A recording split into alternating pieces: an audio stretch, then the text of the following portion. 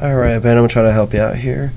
I'm going to try to capture a lot of the flow of this character without really even putting in a whole lot of body structure. And I'm just sort of capturing the real quick gesture. Just very light, very loosely. Whether or not I want that shoulder up or switch it the other way. Have that shoulder up. Just want to capture very lightly, and I'm just using a standard HB lead so it'll actually show up. If I was using my professional 2H lead, it'd be a lot softer, wouldn't be able to see it, but I've got this arm which is kind of coming out towards us. Then we've got that big, huge, let's say like Spidey kind of hand, or wizard casting stuff kind of hand. Like, caution, spread out. So down here I'd want to capture a lot of the actual rump. I'm sorry if I'm not capturing a lot of this. I'm doing this with two hands with no tripod. So I'm putting in her hip proportions. Remember, you got to get that taper, and especially because she's got this leg here sort of trailing behind her. We want a lot of fluidity in the buttocks there. So,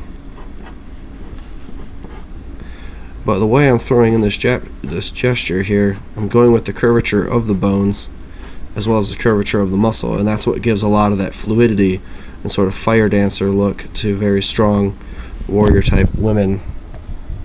So I'm going to try pulling back just a little bit here so you can see better as I put this down. The same thing for coming up and out with this front leg here, is it's obviously connected, and that's not really my concern, but it's about how it flows up to the knee. So you get this stretched and sort of twisting look so that it captures some of the power there. Make sure to give yourself some space for the kneecap first before actually putting in the tissue for the lower leg. And sort of taper that down to where the foot would be.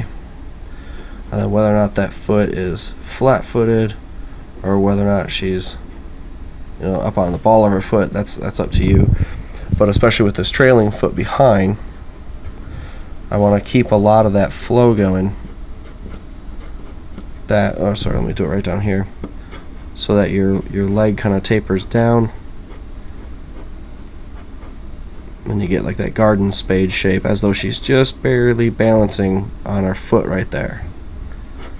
But what I'm getting here is a lot of contradictory flowing motion. I'm getting this flowing in towards the body, this flowing out, this flowing into the leg, this flowing out of the body and down to the knee, this flowing out of the groin down into the knee, up and over the shin muscle down into the foot.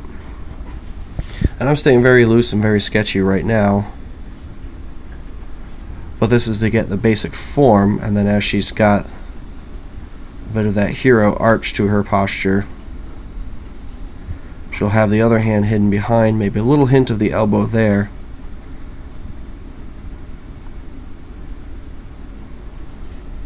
And then have that hand just slightly exposed with the crazy clutch going on. Like that.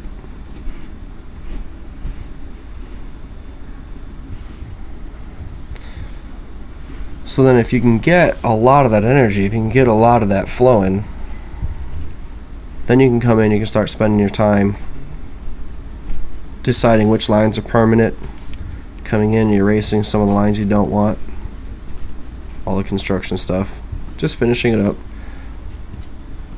Don't be so over concerned about putting down too many lines or having to erase. I embrace the eraser, it's just needed, because you gotta put down construction lines and then just get rid of them when you don't need them.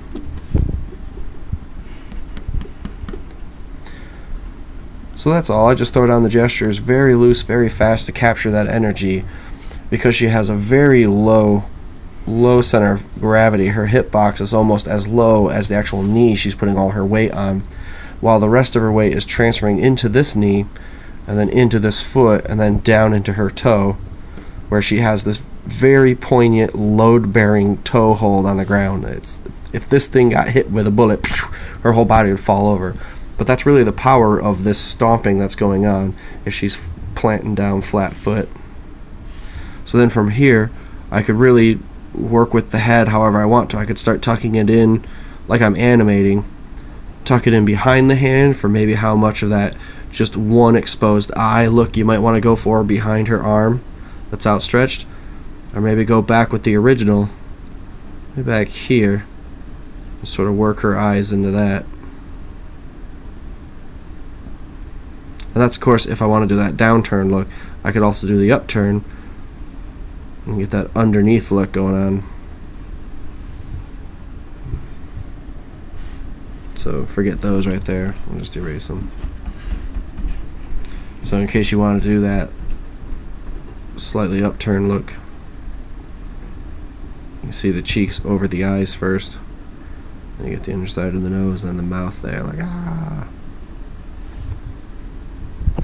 So loosely, real loosely, you've got the construction of the position, you've got the pose, and I think just getting the exterior of it to feel like it's actually flowing, to feel like there's energy emitting from the center of the body and outward. So I think that'll start to be what makes it look more dynamic. It'll give it that energy that's already there. It's a very energetic pose, but with that same energetic pose,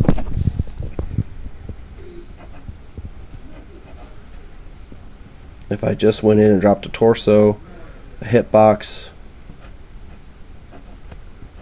and then just threw very static shapes, it's going to feel just that. It's going to feel very static.